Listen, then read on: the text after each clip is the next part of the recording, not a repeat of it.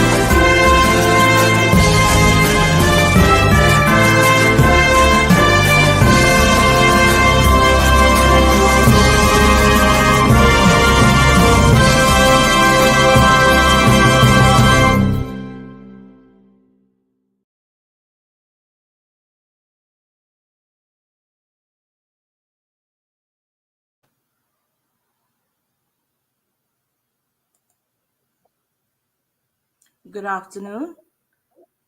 Am I coming through? Yes. Wonderful. Thank you. Good afternoon, ladies and gentlemen. On behalf of His Excellency Alexander Williams, High Commissioner, I extend a warm welcome to each of you and thank you for joining us for this orientation session. In recent years, the High Commission has been made aware of several challenges that Jamaican teachers recruited to work in the UK have been facing, some of which have attracted media attention and public concern. The targeted recruitment of Jamaican teachers has been ongoing for more than 2 decades. Many of these teachers are classified as unqualified. Reports indicate that these educators, despite their experience and qualifications, are often paid less than their British counterparts due to delays in obtaining qualified teacher status, QTS. This issue extends beyond finances. It also impacts professional status and hinders career development. In addition, teachers experience emotional and social challenges due to long separations from family and friends and the cultural adjustments required in a new country. We have also received reports of insufficient support in areas such as job-specific training and finding accommodation, which of course can leave some teachers feeling overwhelmed and undervalued. We recognize that many Jamaican community organizations and individuals have been providing vital support and advice to our teachers. The High Commission can assist with consular services, including passport applications, Jamaican citizenship applications, the notarization of documents, and such. We are here to provide information, advice, and connections to the organizations and individuals who can help. We are pleased to collaborate with the UK Teacher Support Group for today's session. Our presenters, Mr. Larry Simpson, Ms. Carol Jump Graham, are all Jamaican teachers who were recruited to work in the UK nearly 20 years ago. They faced challenges similar to those many teachers continue to encounter today. They will share their experiences and how they overcame significant obstacles. You will gain valuable insights into adjusting to the UK education system, which may have different curricular standards, teaching methods, and student engagement practices. They will also discuss various routes to obtaining QTS and the importance of establishing a network among recruits to share insights and best practices. Additionally, Mr. Simon Warren will also discuss the importance of reaching out to UK teachers' unions. We hope you will find this session helpful, and it will be available on the High Commission's YouTube channel for those who are not able to be with us this evening. Welcome again, and I now turn over to Mr. Larry Simpson, who will be doing an introduction to the British system. Thank you.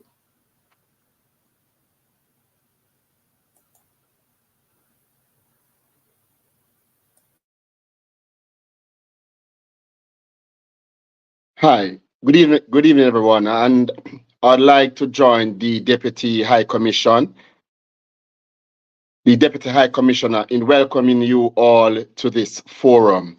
I know it's difficult and a bit challenging for most of us making that transition from Jamaica to the UK. I know coming here, we will be facing many challenges. For example, culture shock, adjusting to the new way of teaching, and also the lifestyle.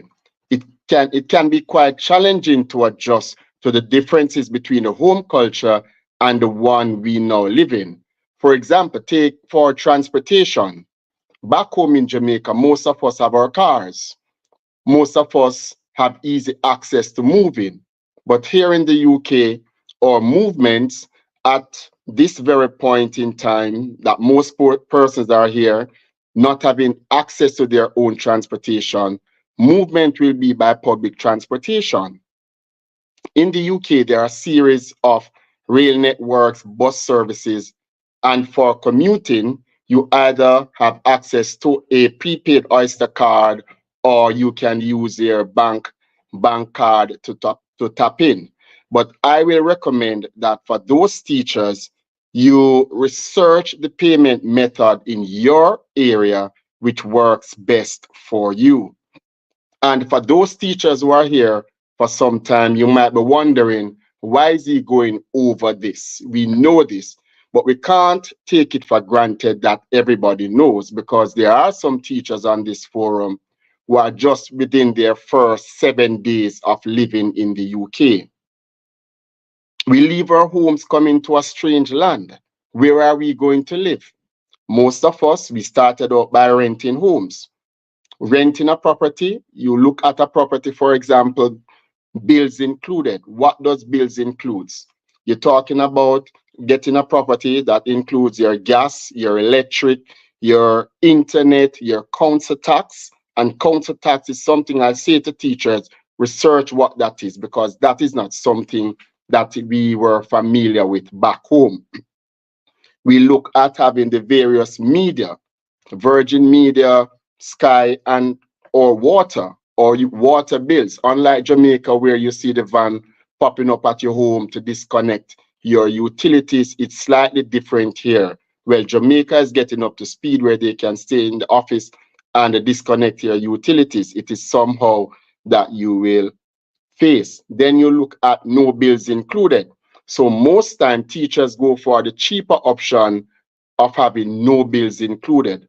But there are drawbacks to that. Do your research and what the bills will be like, what your council tax will be, what your utilities will be, what your TV license will be. And that's an area which, again, I will be going into. And I remember speaking to a few colleagues recently who asked, why do we have to pay to watch TV? Well, in the UK, it is slightly different. A TV license is a legal permission to install or use television receiving equipment to watch TV channels on any TV services. These TV services include streaming devices, to use the BBC iPlayer, and any form of recorded download visual or audio. The requirement to hold a TV license and to pay a fee for it is mandated, and I need teachers to get this. It is mandated by law on under the Communications Act of 2003 and the Communications and Television Licensing Regulations of 2004 to have a license. It is an offense, and I'll go through this slowly. It is an offense under Section 363 of the Communications Act of 2003 to watch TV channels on any TV services, live TV on streaming services, or BBC iPlayer, or any device without a valid TV license. And this is where it gets tricky. There are a number of teachers who probably have never watched a black and white television in their lifetime, but your TV licensing fee is £169.50 for a colored television. So if you have a black and white television at home, that fee will be £57 per year. Another key part to look into is registering to vote. As Commonwealth citizens, we are entitled to vote in the UK. Why would you register to vote? You're not interested in politics, but I share some of the importance why we should all get our names on the voters list. If you don't register to vote, you will lose your right to have your say about who is elected in your local area or who runs the country. It is a criminal offense to refuse to complete the registration form or providing false information, and this will carry a fine of up to £1,000. So if you live in a home, by law, you are required to state who live in that home. What are the benefits? The electoral register is used by credit reference agencies to check your name and address if you are applying for a credit card. Such agencies are allowed by law to have a copy of the register. If your name is not on the register, you may not be able to get a credit card, a mortgage, or mobile phone contracts until you do. The electoral register helps you prove your identity and home address. And some schools may even use the electoral register to check that you live within your catchment area and help you get your child into the school of your choice. The council may check the register when you request a resident parking permit. So unlike back home where we purchase our cars and we park anywhere, we block our neighbor's drive, it's slightly different here where some areas you will need a permit to park. To apply for a permit, you have to go through your council. Everybody wants to own a car, especially in the winter months. It is important to consider the cost of running a car before going ahead and making a purchase. We need to look at the cost of ownership to see how much you could expect to pay. And there are a few things you might want to consider when it comes to the cost of owning a car. So I'm not saying you must not buy your car, but we need to look at the logistics and the feasibility in owning a car. One, how much does the fuel cost? How much is the car? How much to service your car? And here we call that MOT. We need to look at car insurance, and car insurance are based on your geographical area. Where do you live? Is the car tax expensive? Do you need breakdown coverage? So unlike Jamaica, where you know your mechanic around the corner, here in the UK, you break down on the motorway, you have to sign up to a recovery unit. And again, I've touched base on that earlier. Will I need a parking permit near my home? Right? So you rent a home, can I get parking permit? Also, driver's license. You can drive on an international driver's license for a year. So for those teachers that are here, if you're going home for Christmas and you have your Jamaican driver's license, I am suggesting that when you go home, you go for an international driver's license. Then, I mean, there are more stuff that we could go through, but for the interest of time, I'm just giving you some basic stuff, and we are available here to assist.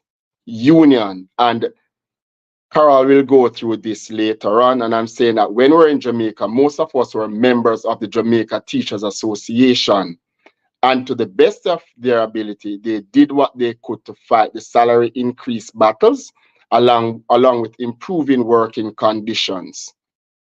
I won't go in detail now, but later on we'll go in detail.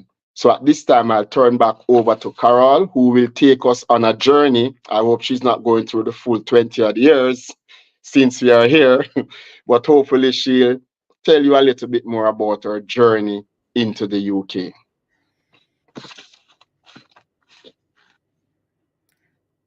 Good evening, everyone. Hope you can all hear me. A group of us came here. I think the big mass of overseas teachers, Jamaican rather, we came here in 2001. And when we came, we had no support at all. So vivacious as we were, a group of us got together. Unfortunately, Teddy, one of the former members, is unable to attend today.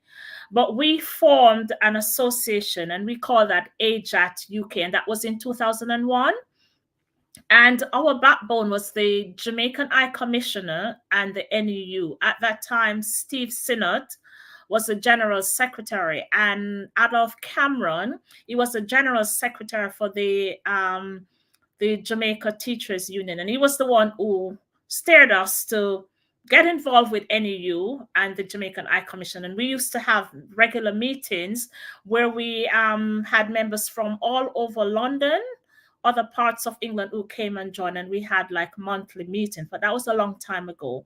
But because of that, we were able to get involved in union, and that's how myself became I'm an advocate, and to the point I'm now a district and branch secretary in the union. It was difficult at that time, and it's still difficult, and I'm talking about 23 years now, and we still have the issues of the QTS. But one thing I can tell you with the Jamaican High Commission, all of you on here, if you have not registered with the High Commission, you need to do so. And some of the services, as the Deputy High Commissioner had already stated in our introduction, some of the services they offer, please make note of those. For example, using a notary public. If you don't use the High Commissioner, which is the only one that is recognized by Jamaica, and if you go to a notary public, you probably pay up to £200, while with the Jamaican High Commission, it's £15 per signature. And there's lots of other benefits. But the key point is that in order for us to be successful, we have had many challenges.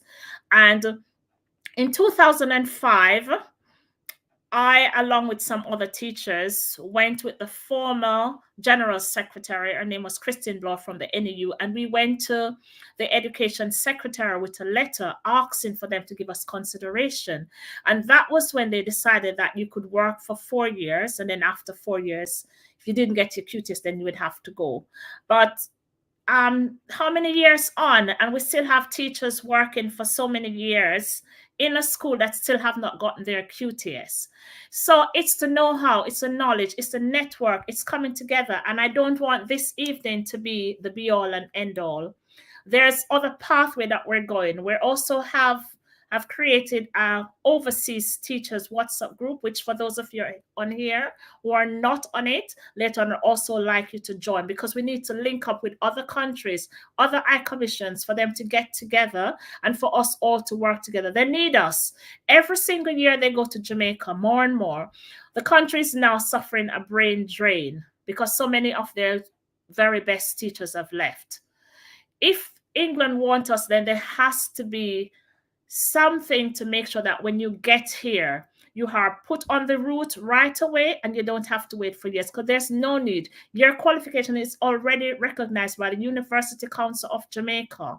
It's recognized on par with a UK BA or whatever degree you have. So there's no need for you to be suffering and waiting. But we have to do this collectively, and we have to get in touch with the stakeholders. All the agencies that are going to Jamaica to recruit teachers, we have to make sure that things are put in place, that when you get here, you're supported and not just left on your own.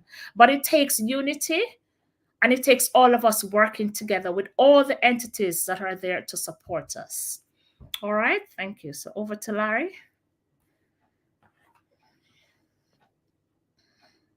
All right. So at this time I'll come back through and I'll say to teachers who are here,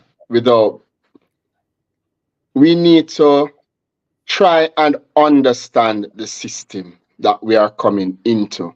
Do our research in our area.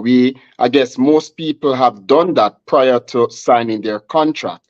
But whilst here, a lot of persons going through their contract realize they did not understand.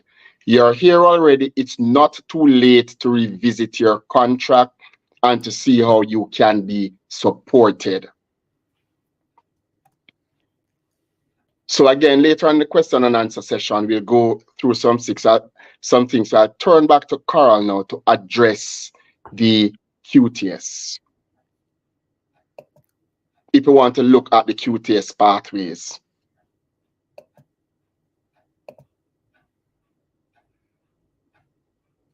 Okay, I just want to check that everyone can see. For those of you who were at the Black Educators Conference, I do apologize because I used this slide, but what I have on here are important information. The questions that you will need to ask, if you put them in the chat, then we'll take the questions after. So for this moment, I'm going to go through the slides and I will explain as much as I can, but I need to make sure I go within my time frame. So the first thing is, what will you need to teach in England? So if you're already a qualified teacher, you do not need to retrain to teach in England. As you have already trained in Jamaica or another country, your process should be much easier. To apply for an English qualified teacher status or be able to demonstrate strong non-UK qualifications and experience. A high standard of written and spoken English. To pass criminal and professional safeguarding checks. These will be organized by your employer. And you also need a visa or immigration status to allow you to work in the UK. You can get an international relocation payment worth up to 10,000.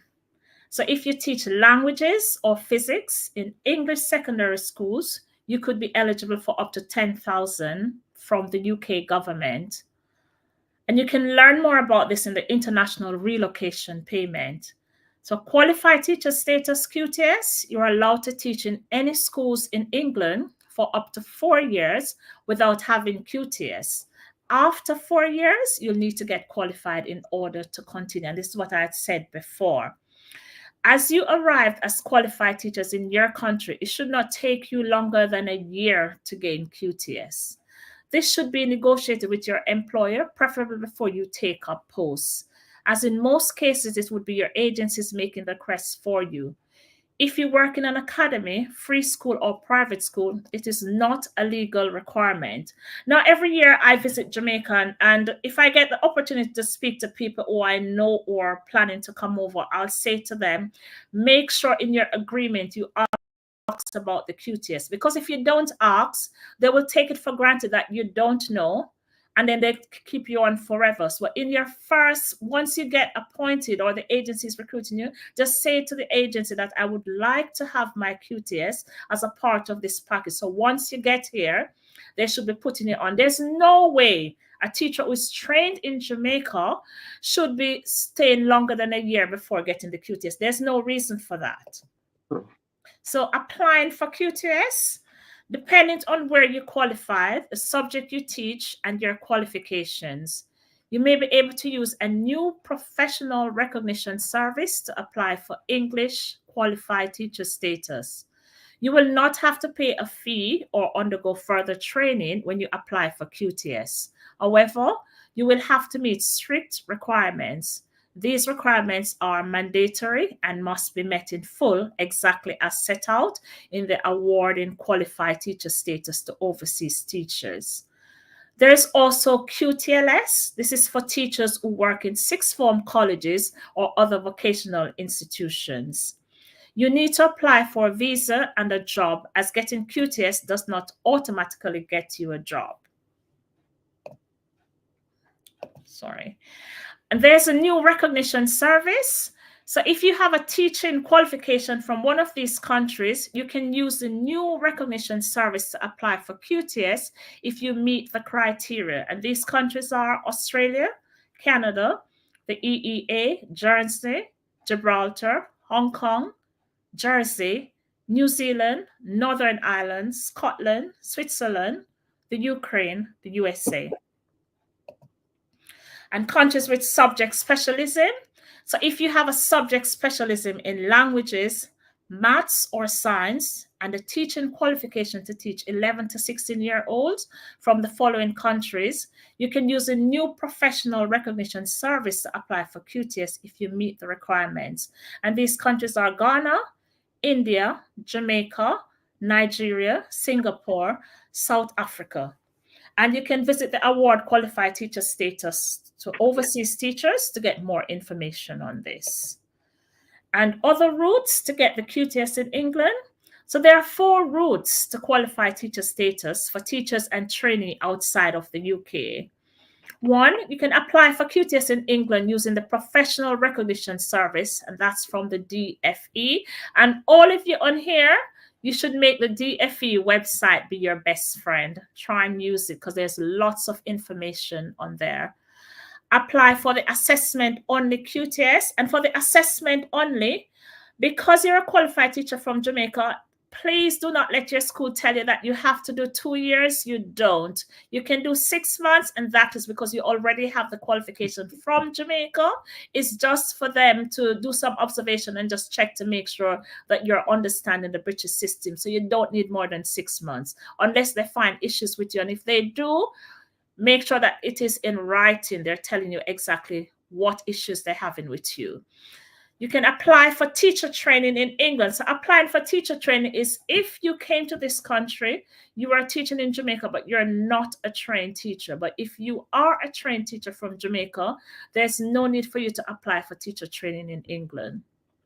Apply to train for international qualified teacher status as IQTS.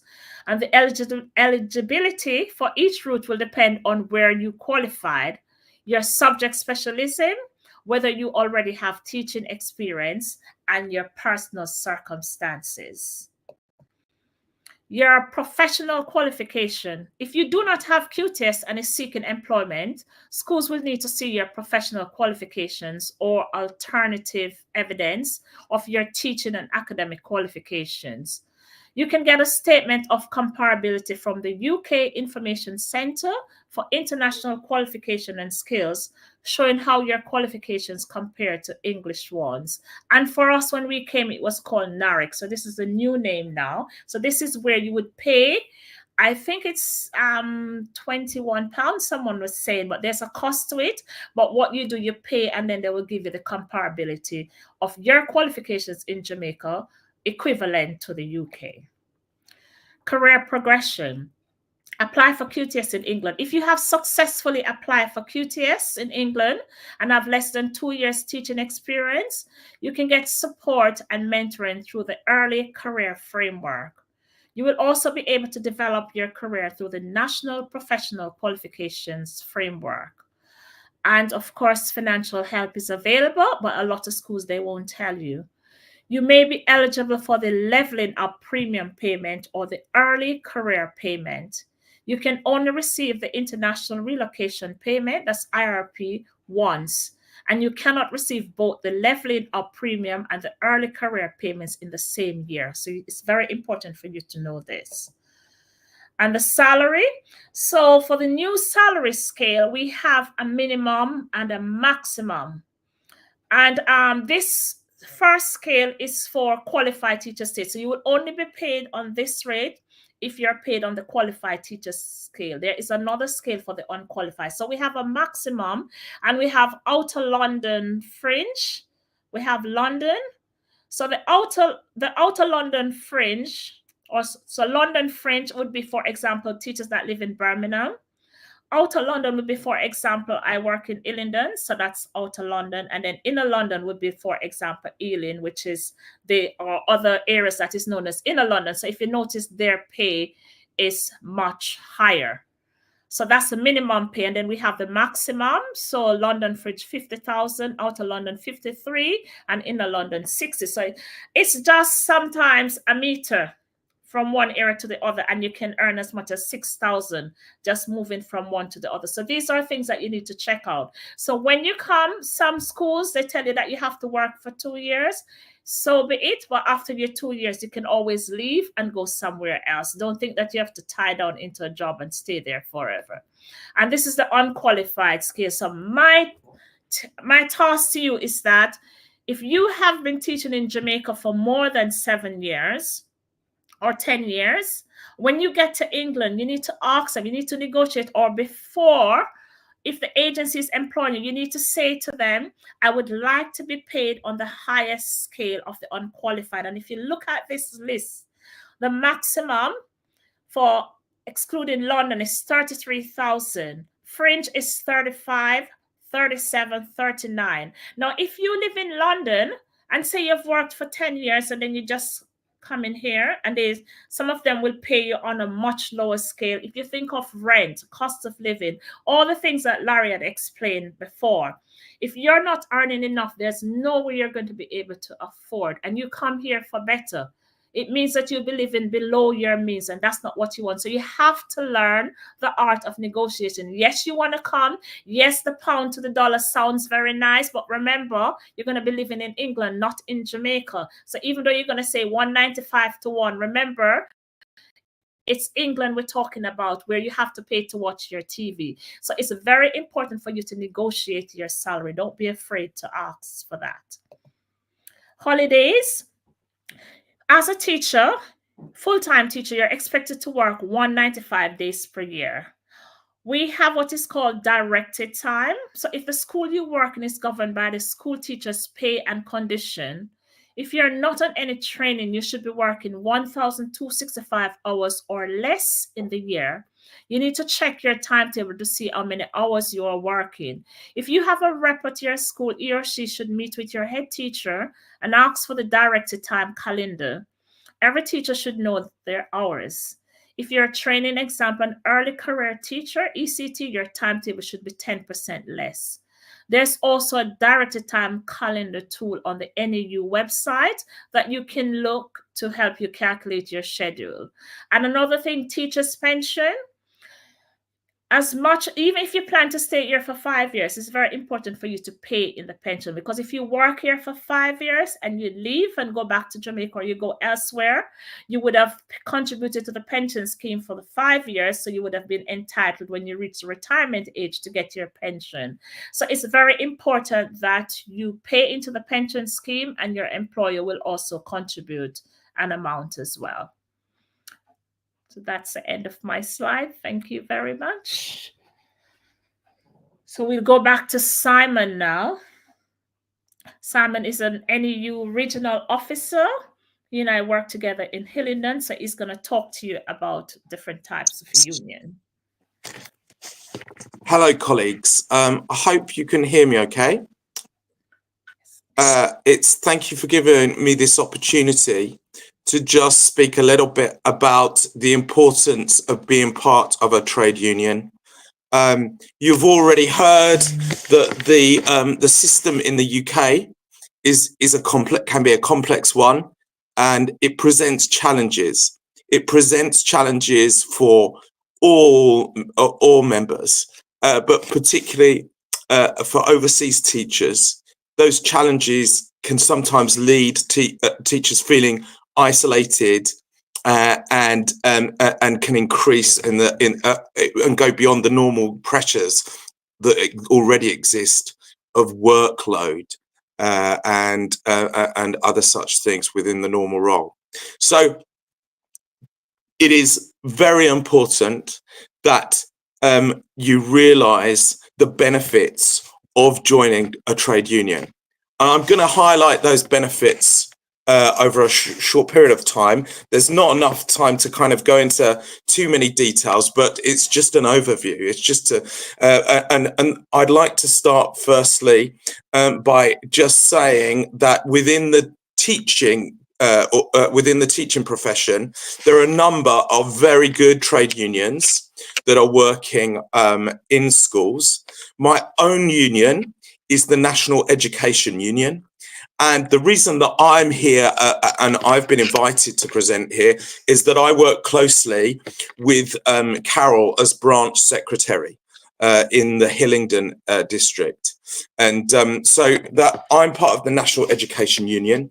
But there is also another teachers union, NASUWT, who have a similar role in supporting both teachers, support staff, and teaching assistants, okay, head teachers, senior leadership. We represent all levels of teaching and every sector as well. So we represent members that are in the maintained sector with local authority terms and conditions. We represent members in the independent sector, what we call the private system, and we represent members in academies and in sixth form colleges and in further education colleges. There is also the National Association of Head Teachers, which is a trade union for senior leadership and head teachers. Okay, so why join a trade union? Well, to see all of these challenges that are within the system, both in the curriculum and in the idea of what workload is expected from teachers that Carol's just outlined, the pay scales that you should be on. Well, as an organisation, we are there to ensure that together we can collectively respond to the issues that you are facing as teachers. Those issues, yes, they are on a broader campaign stage about pay. They're about working hours. They're about sick pay. They're about making sure that you get notice periods. Those are nationally things that we can bargain with. And we have done, and we have been very successful. Within the past year, 2 years, the previous pay rise of 6.5% was the biggest pay rise that we'd seen for school teachers for a number of years, over 10 years. And then also our action and our ability to act collectively led to the government agreeing to 5.5% pay rise, national pay rise for the maintained sector, 5.5% pay rise happening this year. So those national campaigns really depend on us all collectively approaching the issue of pay and conditions. But the trade unions are there for you in the day-to-day experiences that you have in your workplaces. We are there, and our network of reps and workplace reps and health and safety reps and union learning reps are there in your individual workplaces, and you can go to them for advice. You can go to them for representation. So if there are those difficult moments where you are returning to work after sickness, or you have been put on a capability or disciplinary, we can have a representative there to support you. Firstly, they might be a rep within your workplace, or they might be the very skilled and experienced branch representatives and caseworkers, such as Carol. So we are there, we're able to support you in those individual situations, but also collectively respond to the issues of workload and working conditions within schools. So I think if you could move on to the next slide, Carol, that's really great. And we'll jump that because I've gone through quite a lot of So this final little bit of the section here, we are really stronger together than we are on our own. And that is a common theme in tonight's presentations. The challenges that are presented to us individually are better tackled as a collective. So that's what trade unions are about. If we could move just on one more slide then, Carol, thank you very much. So just to summarize then, we're the voice, trade unions are the voice of workers at the workplace level and at national level. And campaigns are there. We organize around local issues and around the national campaigns as well. We have a large tranche of training and CPD.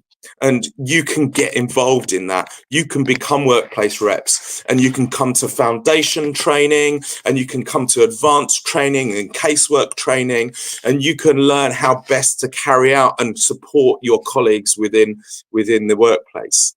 We have every union has vast levels of advice, both online. All of our websites for the trade unions are detailed, and the search engines specifically offer you advice on capability and notice periods and settlements and all of anything that you're going to face in the workplace. But you can also get that advice one-to-one from our advice line. And then I've said about the representation that comes within the workplace and the campaigns that not only look to increase our pay and increase the funding for schools, which is badly needed, but also issues of equality, ending sexual harassment, and also noticing that poverty for our children and the lack of funding for SEND provision. There is a number of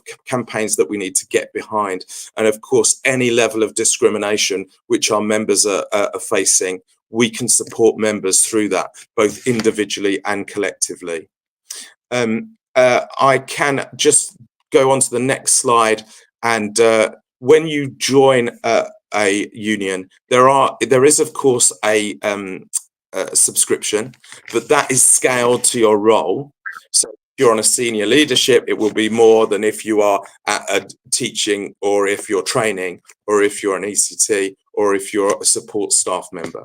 But with that subscription, you do have access to that whole tranche of support in the workplace, and also publications, resources, also personal injury protection, and solicitors' advice if you need that, if your case is taken to a further more complex level. And we also have a reward system for members in respect of kind of cinema tickets, etc. I think that that is the kind of overview. And just to say, my final slide is just to say, get involved in trade unions. You know, I'm from the National Education Union, but my colleagues in the NASUWT and the NAHT, we are heading in the same direction. We have the same voice, and they all support you in similar ways as how I've explained it here. And hopefully I can be here to answer any more specific questions later in the evening.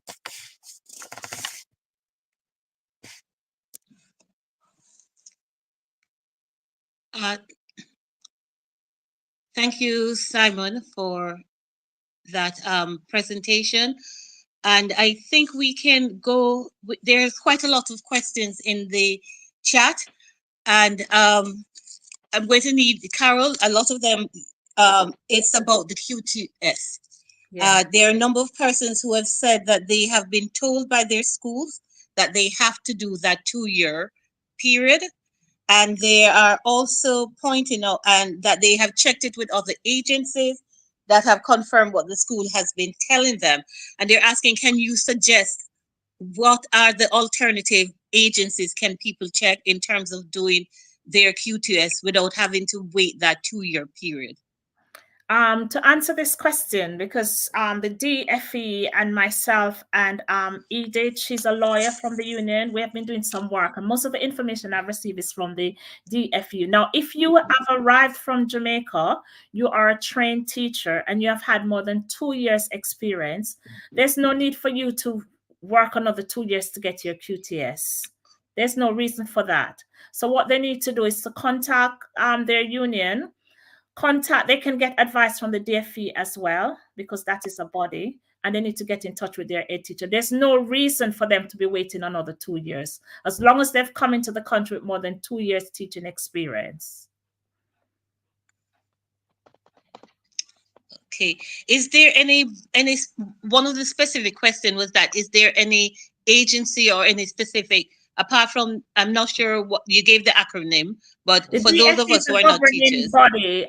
Department for Education, that's a governing body, because agencies are money making. Most of these places are money making ventures. So to get the correct information, you have to go to Department for Education. That's where they need to get the information from. Because as long as they've come in with more than 2 years teaching experience, they do not need to wait another 2 years. There's no need for that. Okay, because someone was saying that they actually called Where did they 7 different places and they were given the same thing about the 2-year period that they would need to be in teaching. Get in touch with the DFE, because they're the ones who would give you the correct info. That's a government entity. So Department for Education, that's what they need to get in touch with. Okay. Another issue that has come up, and there are a couple of questions on it, is the 2-year tax-free period, and someone has said they have been contacting HMRC, and there is something about a DT 1936 and 1937. How does that apply? These were quoted to me by HMRC. I'm yet to get the no tax code. And seem to have been trying for that for a while as yet. That as HMRC has always been an issue. When we came here in 2001, we also had the issue. There's an agreement with Jamaica and the UK. So if you've worked in the UK for 2 years, if you have paid any tax within that time, you should be able to apply to get a refund of your taxes.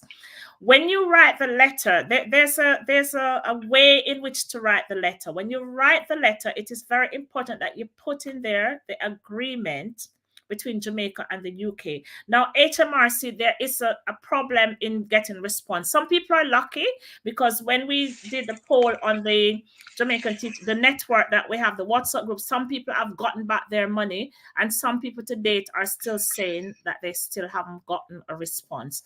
All I can say to you is to keep trying. I have written to HMRC 4 years ago to claim back my union dues. That's another thing. If you pay to union dues, you can claim back. And I'm still waiting to get a response. But you just have to keep trying, because you need back that money. It's yours to get back. Okay. So that's my advice. You just keep going. But I don't have a contact for you to say XYZ. All I can say to you, still have to keep going. Don't give up, because they will want you to give up. When I did mine, I did it 3 times, because I was determined. Until somebody said to me, put this in. And when I wrote it to say Jamaica and UK have this agreement, and once I put that in my letter, I got my money. Okay. Another issue that has been coming up, that someone has raised, Miss Williams, what can be done about the constant refusal of children to join their parents here in the UK? I don't have the answer. Laura, do you have the answer? The only thing I can say, there was an issue with carers 3 months ago, where they said that they didn't want the carers to bring their family. And there's also an issue with students coming over to study masters from especially Africa. And the argument is that if they want you to come, they must allow you for your children. So unless collectively we're going to get together to say, if you don't want to take our children, then we're not coming. But I think as people would have to be in the country to know what is happening. So we can't say to them, don't come, because they're going to say we're here. But I think this has to be a collective action. If the government wants you to come to ease the shortage of teachers, then they have to make provisions for families. They can't expect you to leave your family to come to teach here and leave your family away. So it's crucial. Right, Carl. And if I may add, I was in a school up to last year where a teacher who came last year, September, went back to Jamaica because she could not get her child here with her. When I asked her, did you put the child on your original application? She did not. Right? So that is something that you'll have to have serious discussions with your agencies if you came through an agency, or if you were employed directly with your institution. You can apply pressure through your institution for help and support in that regards. But what I know that teacher went through, she went through a solicitor, did all the letters, and her child did not come last summer. So she went back, but she's looking to return in January. I don't know if the union can help either. Sorry, I don't know if the union can help too, but I think, as I said, it's a collective thing. So it's not no one person. Okay, a question that has come in to me otherwise, not in the chat, was whether or not teachers are affected by the change in the UK regulation as to the salary band that they have to be at to be able to bring family members with them.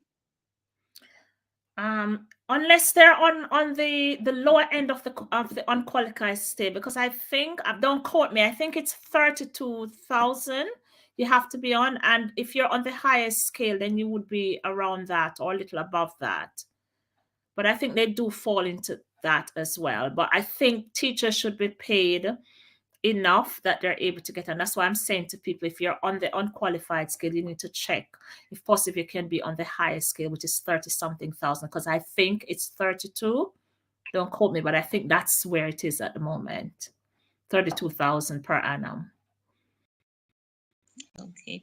And there was some questions about, you had mentioned about the various salary scales.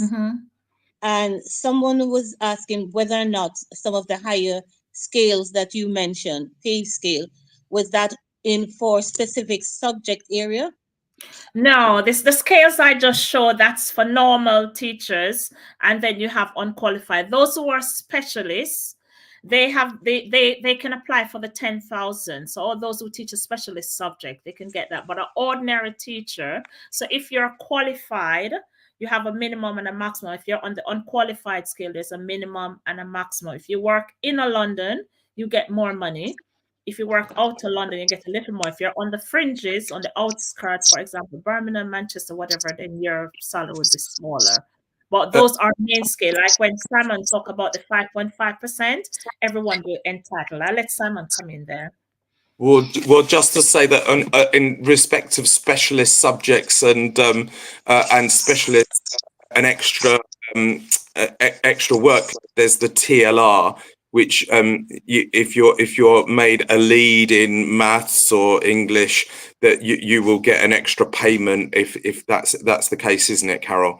Yes, TLR. Those are called TLR. So you would still get your main scale. For example, I use myself as an example.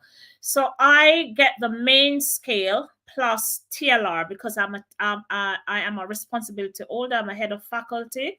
So I'm on UPS 6, which is the highest. So we used to do the grading before the maximum and the lower, the minimum. So I get a TLR as well as my main scale. So that's additional, but you would have to have additional responsibility to get that. But other than that, you get a main scale pay, and it depends on where you are. So if you're on the unqualified scale, you'll be paid on a rate of that. Some persons, if they work in academy, free school, then they might pay them more. They might pay them more than the unqualified scale if you negotiate. And it's about negotiating again. Hope that answers it. Simon?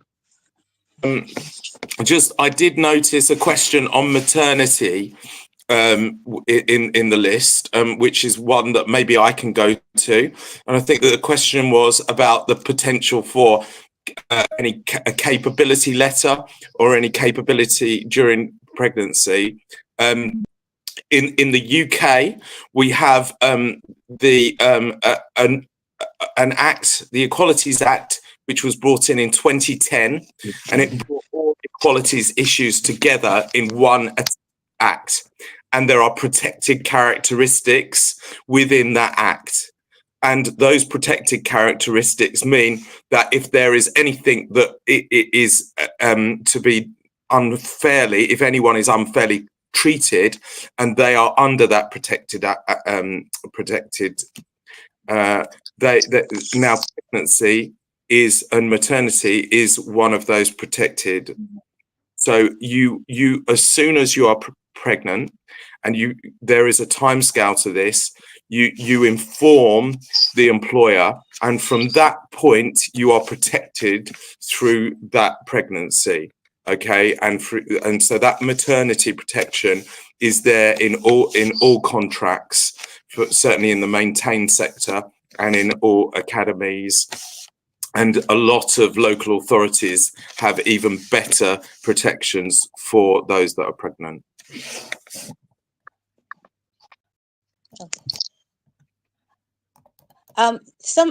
Going back to some of the questions in terms of the tax system, that taxation, which it seems that it is there's quite a lot of confusion in terms of, because someone is now saying that a few of my colleagues have been told they have to pay the tax back after the 2 years, even after the agreement was placed in their letter.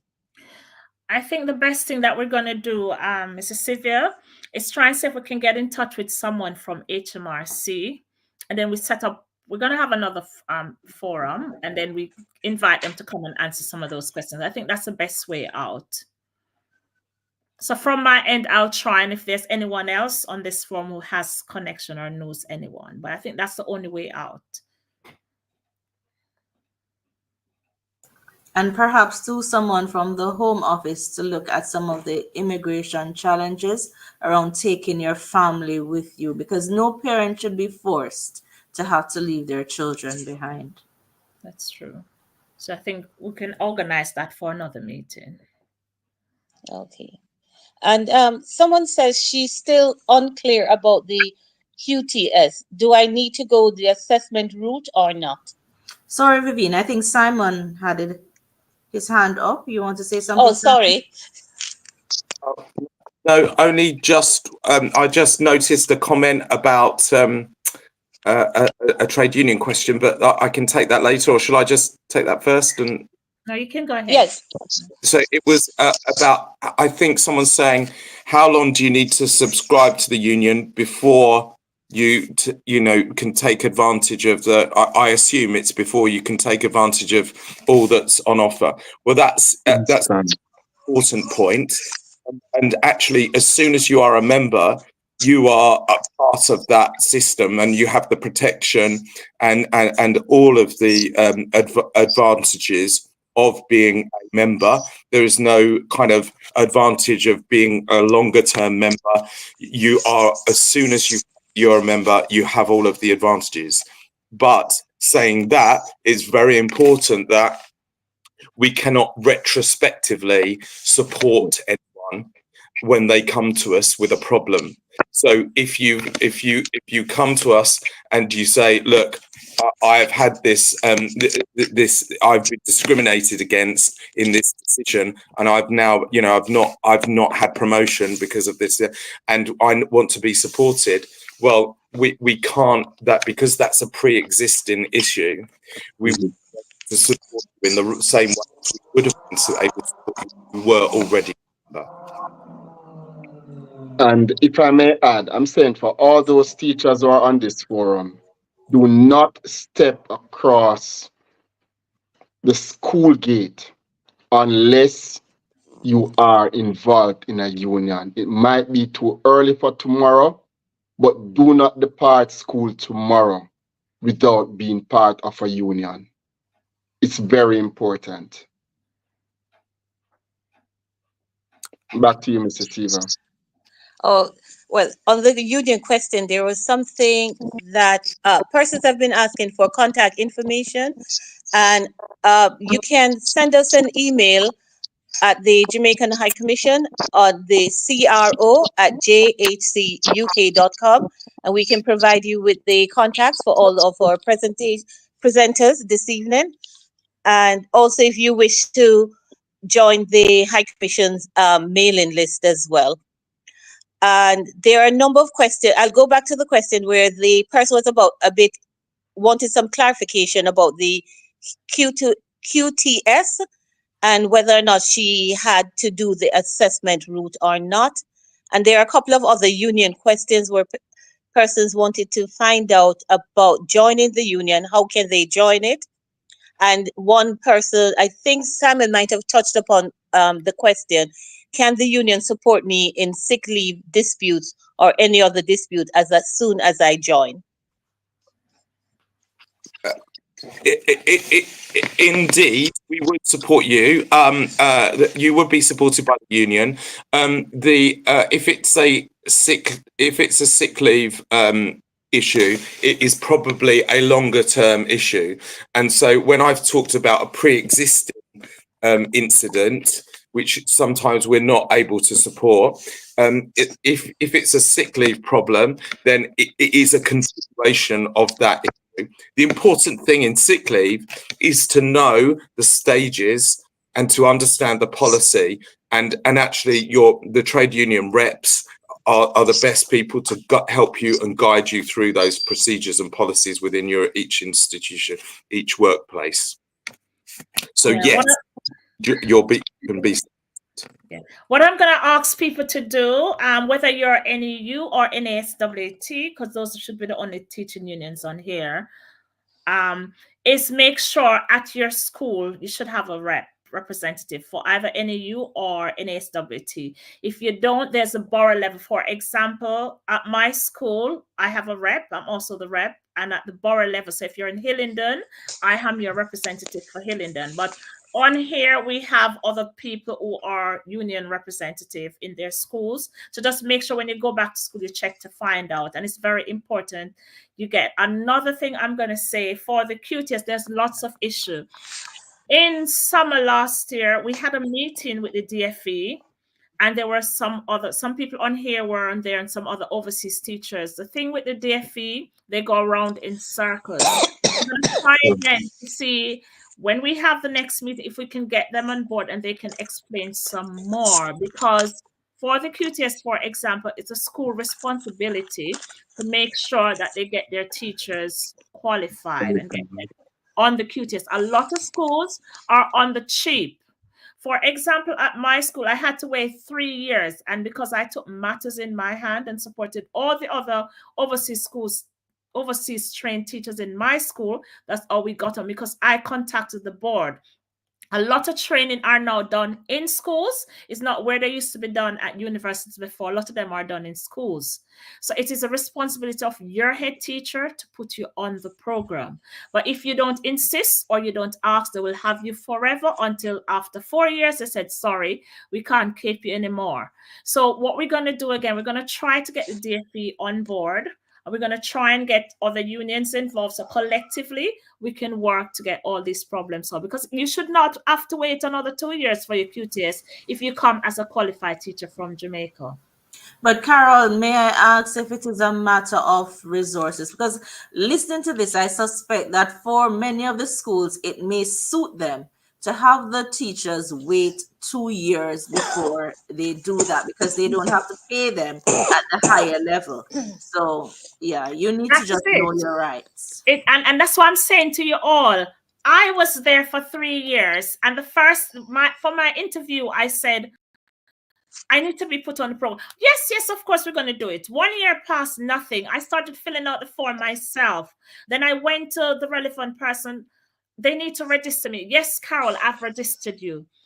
Another year, that's 2 years past, nothing has happened. When I contacted the university and they came into the school, I was not registered. We were not registered, none at all. And I had to take matters in my hands, get the union involved, get all the overseas teachers. And that's how we got our QTS. Otherwise, there was a teacher at my school for 7 years until they end up got rid of her. So all I'm saying to you all, you have to be proactive. And if you're not getting through, you need to contact your union, get help. Help is out there. But if you sit, the man is not going to fall on you. You have to work for it. And if I may, just one case which I'm currently dealing with, which came to my attention yesterday, where a teacher who was supposed to start their QTS this academic year, the teacher was told that they cannot begin until next January, and they will have to go the QTLS pathway, which is a 12-month pathway. With the QTS pathway, there was a 3 months process. So schools are very tricky, and it's more on the finance side. You're good enough to take the worst class, but you're not good enough to be paid properly because they give us the worst classes to teach. Okay, there's a question here for us, Deputy, is about getting documents notarized. We do notarization as a walk-in service at the High Commission on Mondays, Wednesdays, and Fridays between 9:30 a.m. and 11:30 a.m. There is more information on all of our services on our website. And you can also drop me a line. I've put my email address in the chat, so you can always drop me a line for more details. There's a question here that Beverly Hillman had posted. And I'm going to say I've asked this question several times for people who do not have QTS to be paid a reduced rate, just as the early careers teachers, they only pay £1. And I asked that question and they said, Carol, we'll come back to you. So I'm going to go back to the regional, sorry, not the regional, the general secretary of the union, Daniel Kabibi, who is very passionate about overseas teachers. I'm going to go back to him again and plead to him to ask if there can be a reduced rate for overseas teachers until they get their QTS. I hear you, and I'm going to go back to him with the question. All right. Carol, while you're on that, I saw a question asking if once you apply online and you click submit, then you are officially the member of a union. I would think not. I would think that, yes, you click submit, but dues need to be paid first. You have to pay the money. You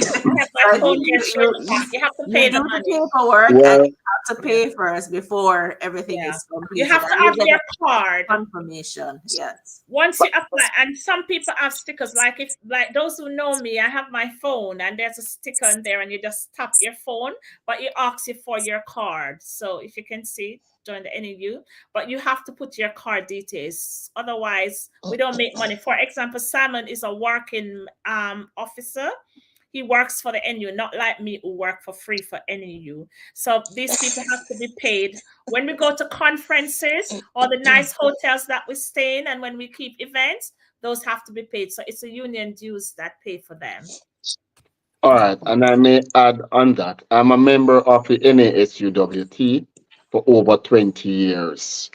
Now, recently some teachers came up and they joined the union and they did not collect any money for subscription, but they had to present their banking details for direct debit. And the moment they joined and got their membership numbers, they were automatically covered instantly once they got their registration number. So some union may vary how they do that. I think you're right. That you can do it online and put in those bank details, and that's indeed that's the clip that happens. Yeah. Someone, Zoe, in the chat was asking whether or not it was illegal for school to withdraw the QTS the ability for persons to apply for QTS? Is it illegal for schools to stand in the way of a teacher trying to get that process? There have to be some reason. If they're going to deny you, if they're going to say, as I said to you, within the first 6 months you come into this country, as long as you show that you understand, you know your classes, you can handle your behavior, you know your lessons, then you should be eligible to apply for QTS. If you've been there and the head teacher is, because it's a head teacher's responsibility, it boils down to the head teacher. If the head teacher is going to say you're not qualified to get your QTS, then there has to be a paper trail. What's the reason? And I implore you all, send emails, keep paper trail. Without that, you don't have a voice, because people will lie. People will say, oh, they didn't know. My head teacher used ignorance to say, because he's not used to employing overseas teacher, he didn't understand the process. When he had Australian and New Zealand and South African teachers there, and I'm the only Jamaican, and he said to me, oh, because I didn't understand the process. And I turned around and I said to him, if I said to you I didn't understand how to teach my subject, would you still have me in your school? So we have to stand up to them, and we have to do paper trails. It's very important. Right. And I may add, most schools now, you would have gone through your performance management meetings. I'm not sure if for new teachers who started September, but your line manager should have gone through expectations and targets for you. And I'm suggesting you go back and revisit that QTS discussion. I know some teachers will use that as a weapon against you, as a mean of having you under control. But we have to know when we stand our ground as teachers. And I say to you guys, we are educators from Jamaica. We are in demand. Don't feel as if you lose this job, your career ends.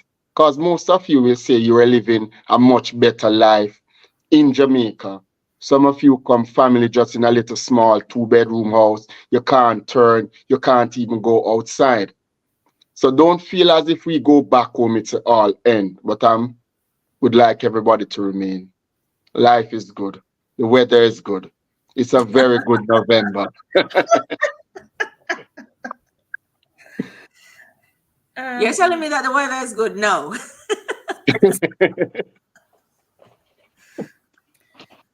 There was an important question that I needed to answer. I saw it and it slipped me.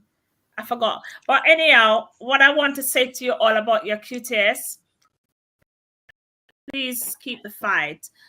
Involve your union. Join the union, involve them. As I said, when I was fighting, and I thought, why should I fight on my own? I got the union involved, and I got all the other teachers. What I did, I can tell you what I did at my school. I got all the other overseas teachers who were at my school who didn't have QTS. Then I called in the principal officer of the NU at that time, and we had a meeting, and we developed a strategy, and this is what we were going to do.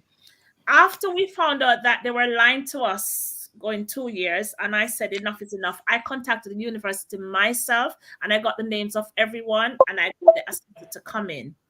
And on top of that, I made sure everyone was unionized, so at least they could get protection. So these were some of the strategies that I did. When my ed teacher wanted me to wait for me to get my QTS, and I had already spent 3 years, what I did, I said to him that I'm not going to wait for another year. I need to be paid on the main scale. And he said he didn't have any money. I said, okay, you don't have any money. This is what I'm going to do. Myself and a South African teacher, both of us, we said, okay, we're willing to go and stand in front of the gate with our placard. I will invite the Jamaican Eye Commission to come.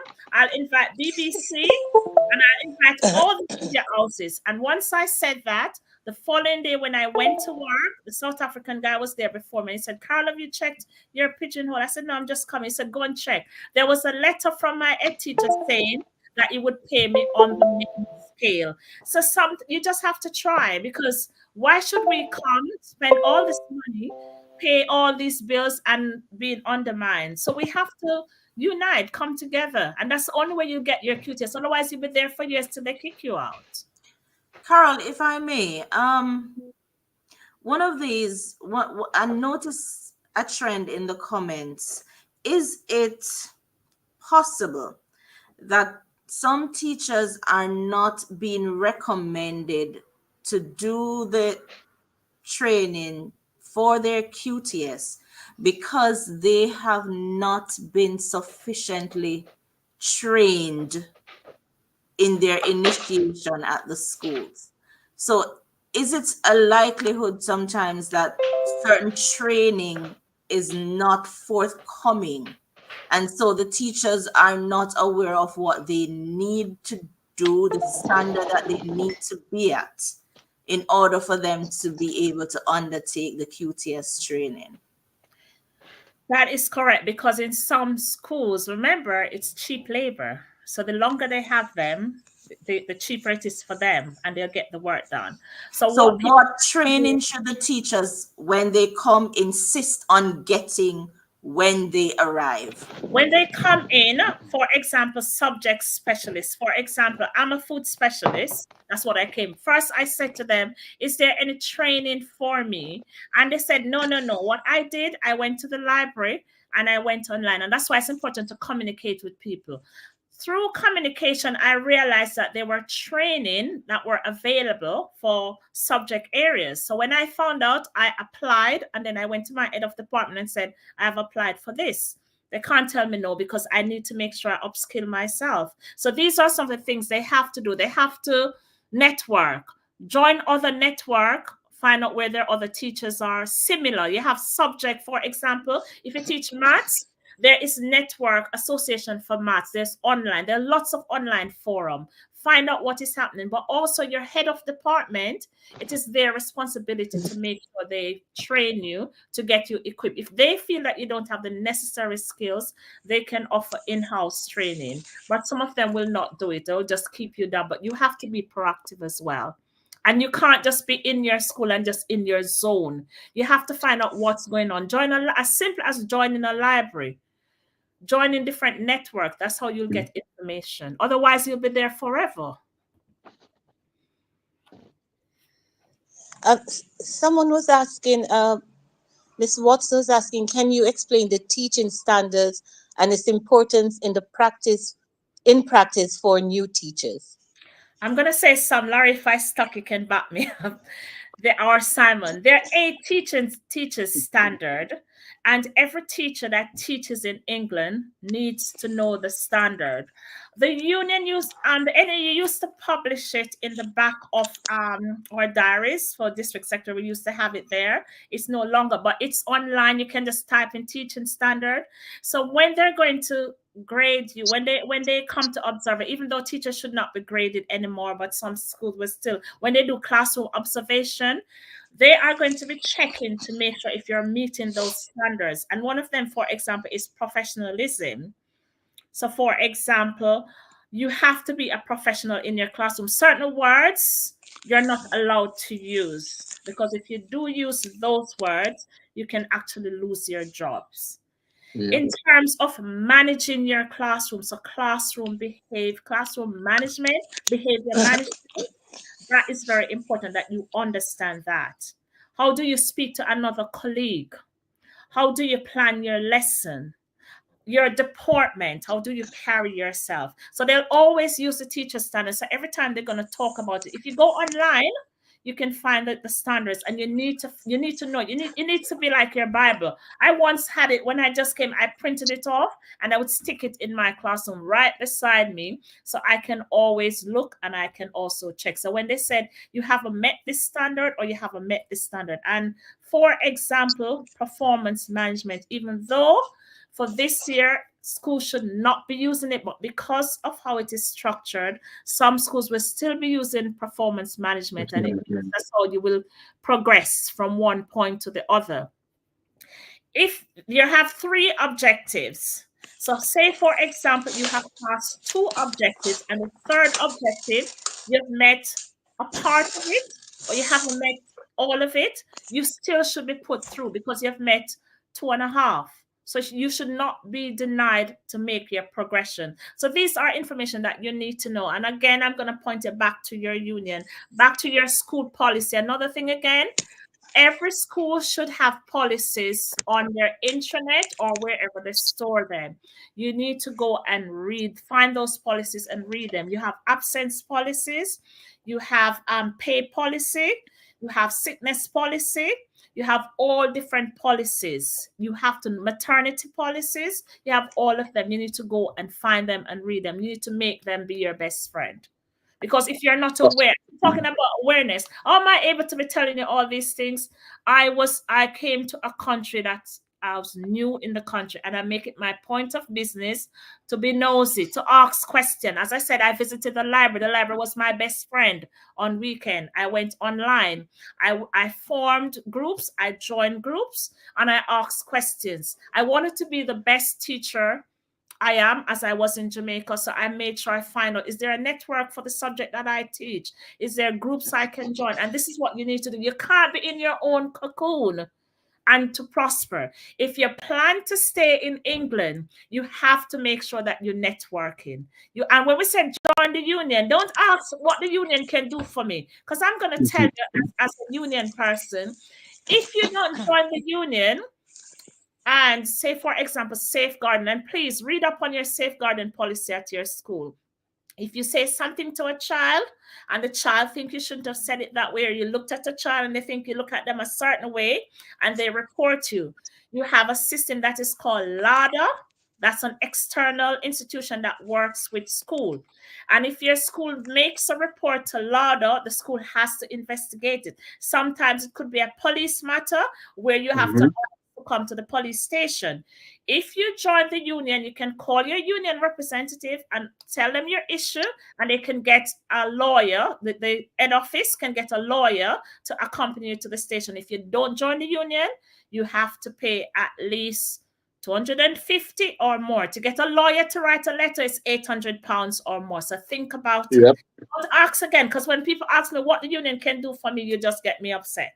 So please make sure £28 a month, £25 a month is better than forking out £800. Right. And I may add, for teachers, familiarize yourself with the teaching standards. Can be found again on the DFE's website. Now, as it relates to union, and Carl touched a very important point. In 2015, when I was part of the Jamaica Education Task Force, High Commissioner Asamba, there were a new batch of teachers who we encouraged to join unions. And again, what is union doing for us? Long and short is the teacher got involved, got herself in some problems, and we had to travel 140 miles out of London to represent the teacher. When we got in the meeting, we went in a meeting, myself and another colleague from London. The council had an attorney in the meeting, the principal, vice principal, line manager, council rep. It was a sacking meeting. Fortunately, we were able to negotiate an agreed reference for the teacher. And the teacher was able to seek re-employment in the UK. So I'm saying it's important to familiarize yourself with the teaching standards, and most lessons now, Carol, are graded using the 8 teaching standards. And this should have been told to you in your performance management.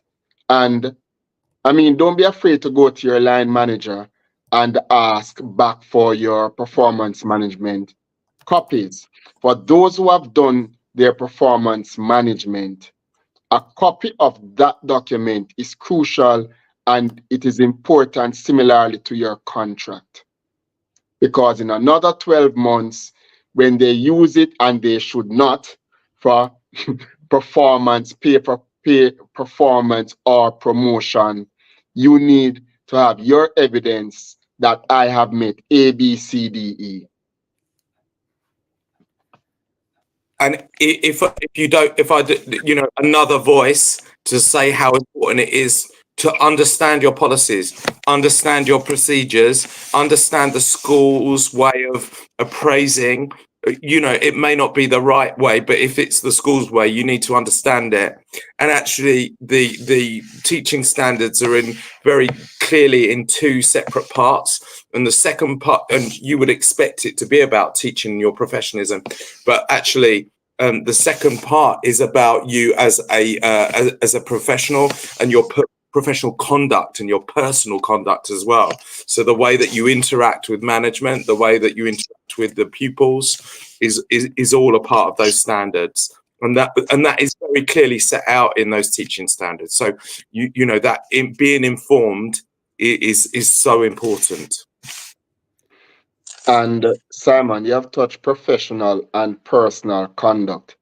Sometimes as Jamaicans, and I said earlier, adjusting to the culture in the UK is slightly different. Sometimes as Jamaicans, we are very direct.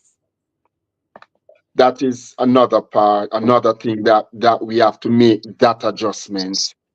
We don't want to come off too forceful when putting our points together and to be seen as confrontational. Because sometimes we are, as we would say, we are defending our turf, we are defending our points. But we have to be careful that we are not seen as very controversial individuals. And that is a very real cultural challenge which I experience in my own casework, and it is very evident in the issues that arise from just, you know, what might seem just very simple ways of stepping or standing your ground, but it is seen and the perception, you know, sometimes. So it is a very important recognition of that cultural challenge and difference. I think that's why it's important to email them. For example, sometimes they look at accent and they say, oh, you have a strong accent. They say to people. So if they think you have a strong accent, just put it in black and white. And even though when you put it in black and white, they'll still say, oh, we didn't understand. We didn't get it. But for me, my grandfather would say the greatest weapon is your pen. So we're using the computer. Please type your thing. Do not say to them word of mouth, because they're going to tell you, you sure? Did you say it? Oh, it was a misunderstanding. Oh, you sure you did? So send emails.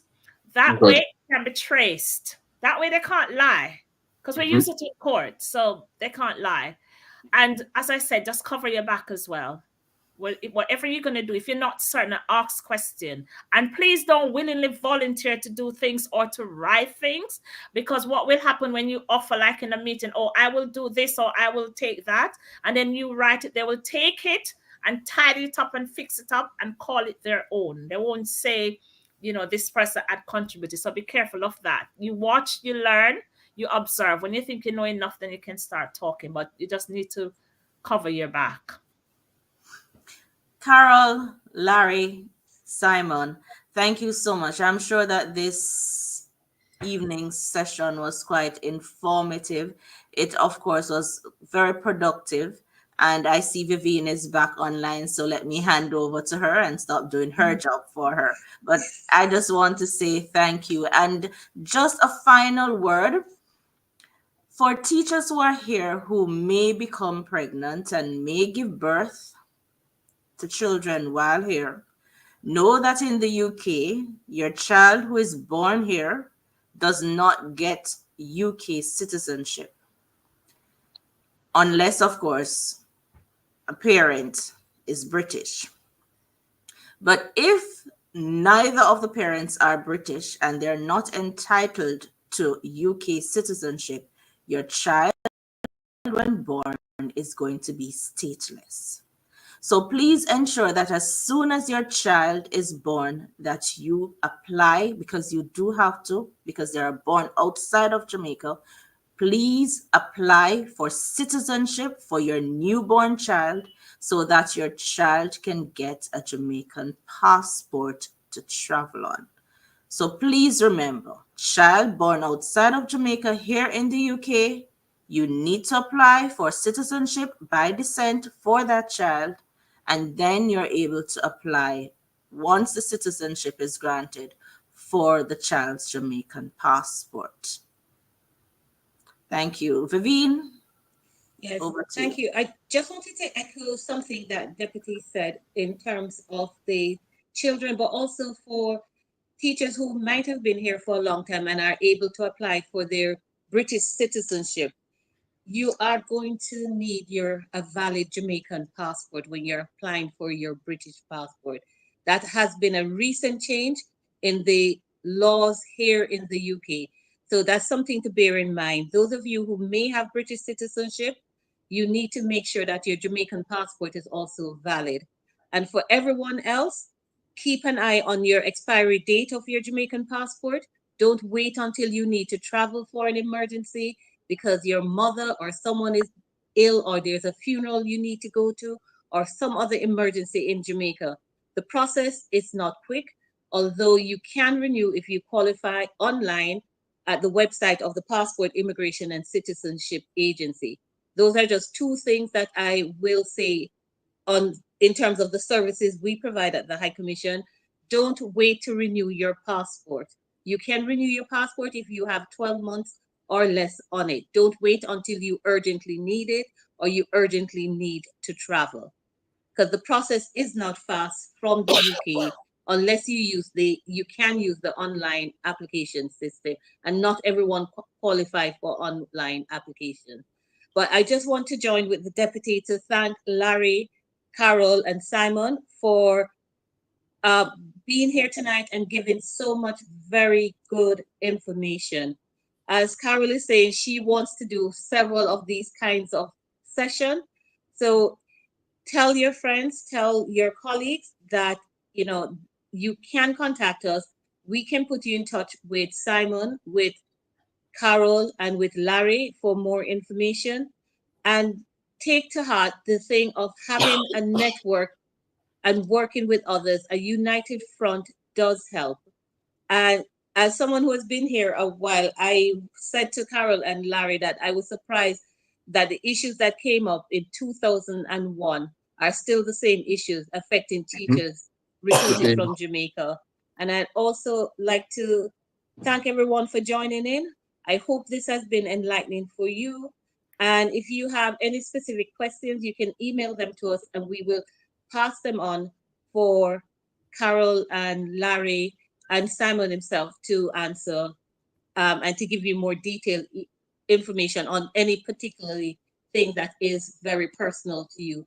Thank you everyone for joining us this evening, and we look forward to hearing from you and to also interacting with you more in the future.